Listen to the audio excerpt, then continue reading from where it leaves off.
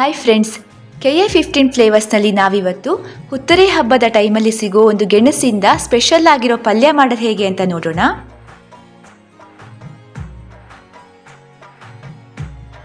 ಇಲ್ಲಿ ನನ್ನ ಕೈಲಿರೋದು ಆಲ್ರೆಡಿ ಕಟ್ಟಾಗಿರೋ ಗೆಣಸು.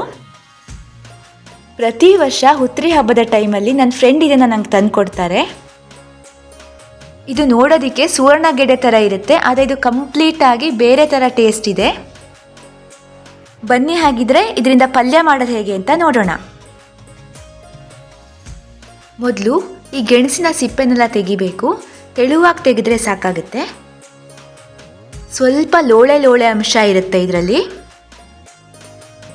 ಸಿಪ್ಪೆ ತೆಗೆದಾದ್ಮೇಲೆ ಇದಕ್ಕೆ ನೀರು ಹಾಕಿ ಚೆನ್ನಾಗಿ 2-3 ಸಲ ತೊಳಿಬೇಕು.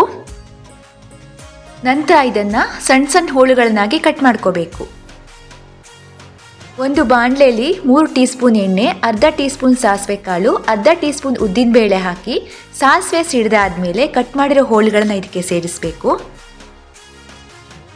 ಇದಕ್ಕೆ ಅರ್ಧ ಟೀ ಸ್ಪೂನ್ ಅರಿಶಿನ ಪುಡಿ, ಸ್ವಲ್ಪ ಉಪ್ಪು ಹಾಗೆಯೇ ಸ್ವಲ್ಪ ಕರಿಬೇವಿನ ಸೊಪ್ಪು ಹಾಕಿ ಚೆನ್ನಾಗಿ ಮಿಕ್ಸ್ ಮಾಡಿ 1 ಲೋಟ ನೀರು ಹಾಕಿ ಮುಚ್ಚಿ ಬೇಯಿಸಬೇಕು.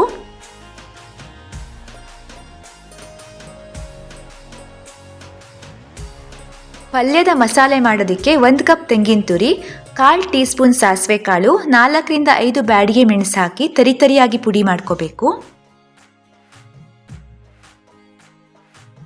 ಈ ಗೆಣಸಲ್ಲಿ ಸ್ವಲ್ಪ ಲೋಳೆ ಅಂಶ ಇರೋದ್ರಿಂದ ತಳ ಹಿಡಿಯೋ ಚಾನ್ಸಸ್ ಇರುತ್ತೆ. ಸೊ ಅವಾಗ ಇದನ್ನು ತಿರುಗಿಸ್ತಾ ಇರಿ. ಪೂರ್ತಿಯಾಗಿ ನೀರು ಆರೋದಕ್ಕೆ ಮೊದಲೇನೆ 1/4 ಕಪ್ ಹುಣಸೆ ಹಣ್ಣಿನ ರಸ, ರುಚಿಗೆ ತಕ್ಕಷ್ಟು ಉಪ್ಪು ಹಾಗೂ 1 ಟೀ ಸ್ಪೂನ್ ಬೆಲ್ಲ ಹಾಕಿ ಹೋಳುಗಳು ಮೆತ್ತಗಾಗೋವರೆಗೆ ಬೇಯಿಸಬೇಕು. ನೋಡಿ, ಇಲ್ಲಿ ಹೋಳುಗಳೆಲ್ಲ ಚೆನ್ನಾಗಿ ಬೆಂದಿದೆ. ಈಗ ಇದಕ್ಕೆ ನಾವು ತಯಾರು ಮಾಡ್ಕೊಂಡಿರೋ ಮಸಾಲೆನ ಸೇರಿಸಿ ಚೆನ್ನಾಗಿ ಮಿಕ್ಸ್ ಮಾಡಿದ್ರೆ ಹುತ್ತರಿ ಗೆಣಸಿನ ಪಲ್ಯ ರೆಡಿ ಆಗುತ್ತೆ. ಇದನ್ನು ಅನ್ನದ ಜೊತೆ ಸೇರಿಸ್ಕೊಂಡು ತಿನ್ಬೋದು. ಹಾಗೆಯೇ ದೋಸೆ, ಚಪಾತಿ ಮತ್ತು ಅಕ್ಕಿ ರೊಟ್ಟಿಗೆ ಇದು ತುಂಬಾ ಒಳ್ಳೆ ಕಾಂಬಿನೇಷನ್. ನೋಡಿದ್ರಲ್ಲ ಫ್ರೆಂಡ್ಸ್, ಹುತ್ತರಿ ಹಬ್ಬದ ಸ್ಪೆಷಲ್ ಗೆಣಸಿಂದ ಎಷ್ಟು ರುಚಿಯಾಗಿರೋ ಪಲ್ಯ ಮಾಡ್ಬೋದು ಅಂತ. ನಿಮಗೂ ಈ ಗೆಣಸು ಸಿಕ್ಕಿದ್ರೆ ಈ ರೆಸಿಪಿ ಟ್ರೈ ಮಾಡೋದನ್ನು ಮರಿಬೇಡಿ. ಇನ್ನೂ ಹೆಚ್ಚಿನ ವಿಡಿಯೋಗಳಿಗಾಗಿ ನಮ್ಮ ಯೂಟ್ಯೂಬ್ ಚಾನಲ್ಗೆ ಸಬ್ಸ್ಕ್ರೈಬ್ ಆಗಿ ಹಾಗೂ ನಮಗೆ ಸಪೋರ್ಟ್ ಮಾಡಿ. Thank you.